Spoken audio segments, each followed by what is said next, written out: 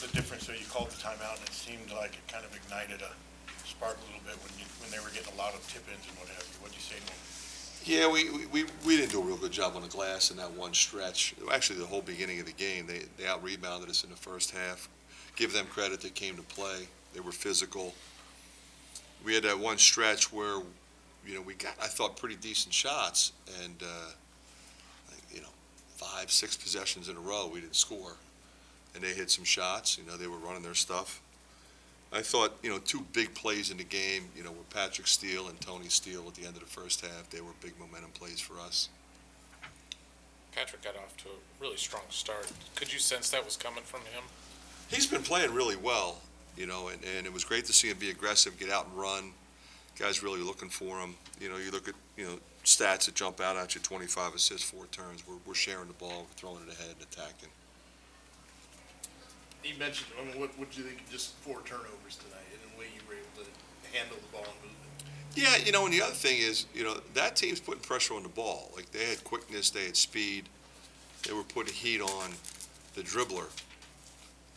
But I thought, our running game was really good tonight. When we did get stops, in particular, we were able to get out and run and find people. And you look at, Tony, 6 assists, no turns. Peyton, Aaron, Connor, just everybody was passing it well. I mean, everybody had a positive assist-turnover ratio. And a lot of guys are in double figures because we're sharing the ball.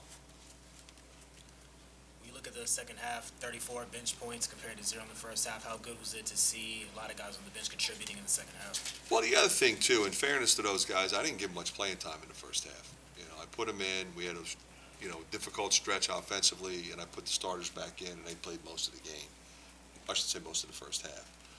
So in the second half, I told them at halftime, I said, you guys are going to get out there again. I'm going to leave you out there.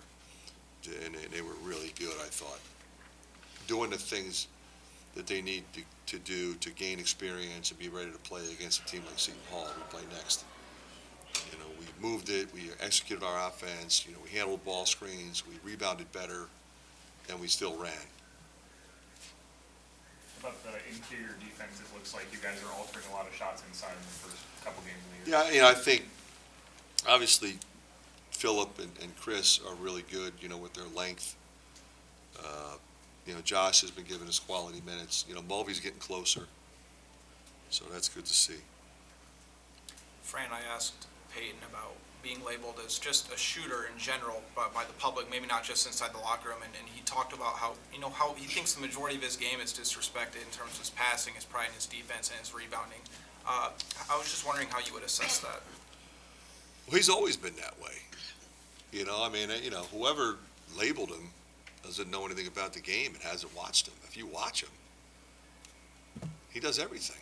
He always has. When he was a sophomore in high school, he was doing everything. Look at the starting lineup.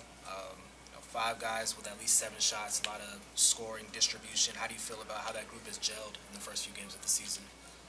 Really well, and obviously we tinkered with different lineups, in the preseason and in the summer. I settled on this group. Ulis and Connor were really close,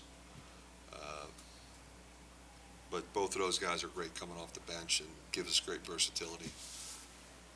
Along those same lines, how helpful is it to have Ulis and Connor kind of stabilizing that second group when you have, DeSante and Josh Dix as true freshmen trying to contribute as well?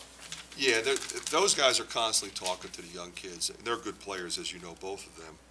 But, it's the stability, and then, you basically, if that lineup is out there, you basically have 4 guards. So, you can't really press us. We can run our stuff. We can move and share the ball just like the other group. So that's, as a coach, that's something that's really special to have. Okay, Thanks, guys. Yep. Thanks.